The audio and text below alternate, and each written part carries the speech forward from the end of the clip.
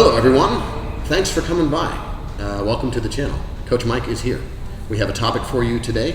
The topic is the progression of a roll. Specifically in our case, we'll roll for like a really long time, like an hour or more.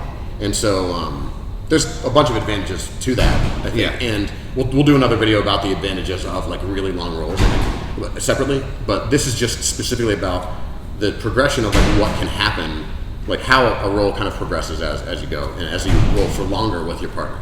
I guess let me start with you. Yeah, you go ahead. Right. So thoughts that occurred to me, especially today as we're rolling, is a kind of a accumulation of information about your partner and the strategies that they've been using up until throughout the roll. For example, like let's say that obviously Mike and I roll frequently together, and there are several things we probably do and like repeatedly over, just like strong points in our game that we try to fall back on. And so that might be like a base where we start, where it's like we'll try to hit like some of our familiar moves, and then maybe depending on how the other person reacts to the first time, like maybe it might work, but the next time it's not going to work. And then the next time after that, you might try it again, and now it's sort of a rock, paper, scissors, where it's like, are you going to respond the way you did the first time, or the second time? And then it becomes a sort of ongoing, like I said, accumulation of information and strategy as the roll goes on, which I find to be very like mentally stimulating. Dude, that just completely hit me on a different level right there. So like, before the video, we kind of like, we talk about like an idea for the video. We honestly don't prep very much. We're just like, hey, we should talk about something like this. Okay, what are you gonna do? All right, ready, go. And we just do it. So this is like real time right here. Like if you know your round is going to be a shorter round, like for example, it's in an open mat or in class and there's a timer, so you have 5 minutes, right? Like to collect this information, you need to go, right? Like you need to like create situations to gather this information. And I don't know, that just seems so enlightening to me when it just popped in my head. Like, yeah, like if you're there, like, just like messing around or whatever, you're not going to get the time to collect the information, or you're going to collect the information and then therefore lack the time to use it. So, right. And then additionally, I remember when we were talking about this earlier, you were mentioning how the environment changes. So I would say specifically in our case, and I want to clarify the type of roll we do, which I'm assuming most of you know, being that we post these rolls.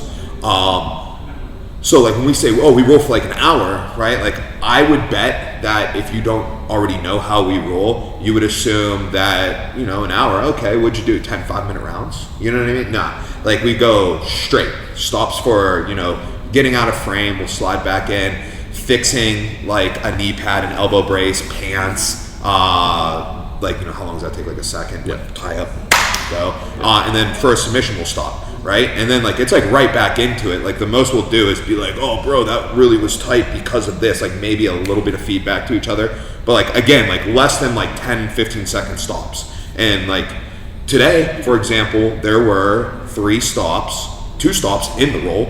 And the roll, I think, was over 60 minutes. So like, it was actually, over an hour of like straight up just rolling. Yeah.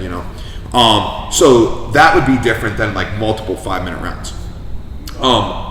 The environment. So in our situation, you would think that in a roll like that, fatigue is going to be a main factor of changing like what's happening in the roll, right? Like, you know what I mean? So when you get fatigued, you're more likely to like maybe like react a little slower. But I also believe you're more likely to go to like your to like what you're good at, right? Like, like earlier on you might try some other moves and stuff, but when you're tired, your body is gonna just go to default, right? So whatever your standard pass is, you're gonna be trying that. Whatever your standard submission is, your sweep, like your game actually like gets smaller when you get fatigued.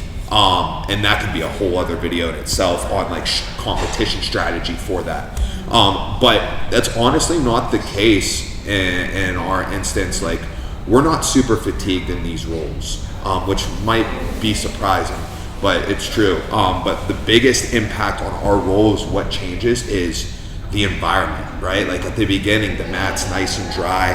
We're on our feet, like cutting angles, doing like more like athletic motions. And then, dude, the mat, like towards the end of that hour, it's ridiculous. Like, if I'm even on my knees and Jared like puts his foot on my leg and like straight, we just slide. It's like a slide. Yeah. A level in Mario Brothers, like an ice level. Yeah. Wow. Yeah. Perfect. It's like an ice level. So like that changes what you can do, right? I can't like plant and cut, so it takes our game from being like maybe a more dynamic game to being way more compact and like attached, because now my motion is so heavily dictated off of you being my anchor point. Like I need you to help me. You are actually now helping me do my moves because it is you that I'm gripping onto to keep me from sliding around.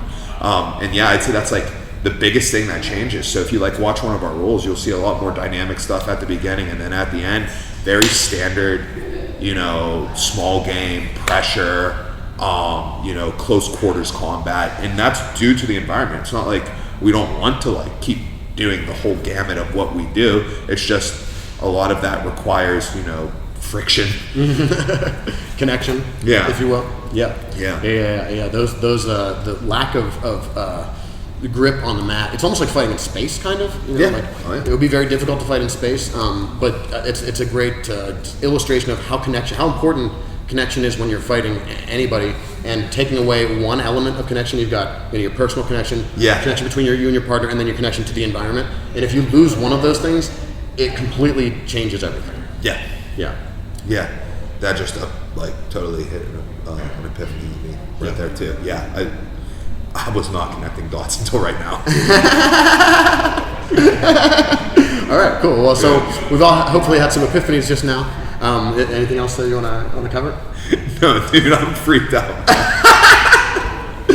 Like I get I trust me, I get like all this stuff we're talking about, but I just got it on a different level. I promise I'm like sober too. Oh yeah, we just roll for like an hour. He's not fucked up or something. All right. That's what happens when you have a jiu-jitsu epiphany. Sometimes you just like laugh away, so you're like, I can't believe. I've been doing this for fucking 15 years, dude.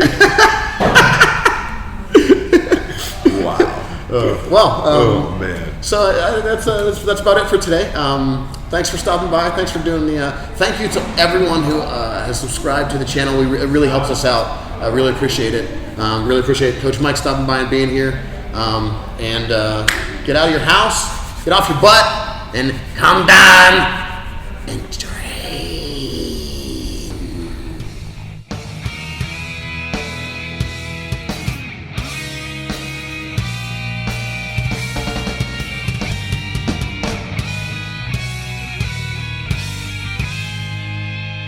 Did you get that text I sent you about street beefs?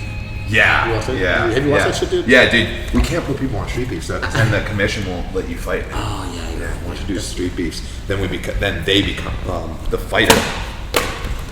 Gets suspended. Like if they do street beefs, then they can't like fight in a sanctioned state for like a couple years. That's annoying. Yeah, that sucks. It'll be so much fun. Yeah. Anyway, all right. Thoughts arranged. Okay. Ready? Yeah.